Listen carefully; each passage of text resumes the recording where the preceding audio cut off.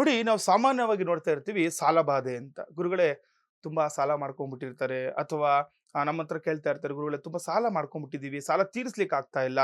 ಅಥವಾ ಕೆಲವರಿಗೆ ಸಾಲ ತೀರಿಸ್ಲಿಕ್ಕೆ ಹಣ ಇದ್ರೂ ಕೂಡ ಅದನ್ನ ತೀರಿಸ್ಲಿಕ್ಕೆ ಕೊಡ್ಲಿಕ್ಕೆ ಆಗ್ತಾ ಇರಲ್ಲ. ಈ ರೀತಿ ಸಾಲಬಾಧೆಯಿಂದ ನರಳ್ತಾ ಇದ್ರೆ ಏನು ಪರಿಹಾರಗಳು ಮಾಡ್ಕೊಳ್ಬೇಕು? ಹಣದ ವಿಚಾರವಾಗಿ ತೊಂದರೆಗಳಾಗ್ತಾ ಇತ್ತು. ಎಷ್ಟೇ ದುಡಿದ್ರೂ ಕೂಡ ಕೈಯಲ್ಲಿ ಹಣ ನಿಲ್ತಾ ಇಲ್ಲ ಅಂತಂದ್ರೆ ಏನು ಪರಿಹಾರಗಳನ್ನ ಮಾಡ್ಕೊಳ್ಬೇಕು ಅಂತ ನೋಡಿ, ತುಂಬಾ ವಿಶೇಷವಾಗಿರುವಂತದ್ದು ಪರಿಹಾರ ಅಂದ್ರೆ ನೋಡಿ, ಈ ಪೌರ್ಣಮಿ ದಿನಗಳು ವಿಶೇಷವಾಗಿರುವಂತದ್ದು. ನಾಳೆ ಪೌರ್ಣಮಿ ಇರುವಂತದ್ದು. ಈ ಒಂದು ಪೌರ್ಣಮಿಯ ಸಮಯಗಳಲ್ಲಿ ಏನ್ ಮಾಡ್ಬೇಕು?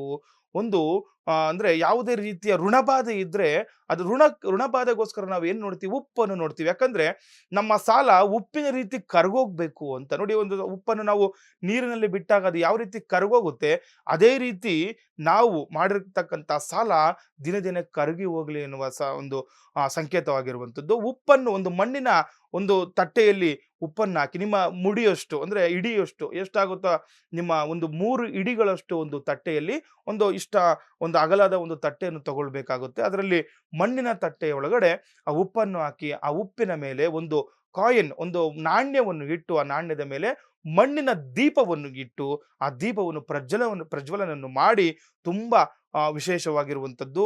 ಬೆಳಿಗ್ಗೆ ಪ್ರಾತಃ ಕಾಲದಲ್ಲಿ, ಪೌರ್ಣಮಿಯ ಪ್ರಾತಃ ಕಾಲದಲ್ಲಿ ಈ ಒಂದು ತಂತ್ರವನ್ನು ಮಾಡಿಕೊಂಡು ಸಂಜೆ ನೀರಿನಲ್ಲಿ ಅದನ್ನು ಬಿಡಬೇಕಾಗುತ್ತೆ. ಉಪ್ಪನ್ನು ಮಾತ್ರ, ಅಂದ್ರೆ ದೀಪ ಮತ್ತೆ ಮಣ್ಣಿನ ಆ ಒಂದು ತಟ್ಟೆಯನ್ನು ನಾವು ಬಿಡುವ ಅವಶ್ಯಕತೆ ಇಲ್ಲ. ಉಪ್ಪನ್ನು ನೀರಿನಲ್ಲಿ ಬಿಟ್ಟಾಗ ನಮ್ಮಲ್ಲಿರುವ ಸಾಲ ಬಾಧೆಗಳಾಗ್ಲಿ, ಹಣದ ವಿಚಾರವಾಗಿ ತೊಂದರೆಗಳಾಗ್ಲಿ ಎಲ್ಲವಕ್ಕೂ ಕೂಡ ಪರಿಹಾರಗಳನ್ನು ಕಂಡುಕೊಳ್ಬಹುದಾಗಿದೆ.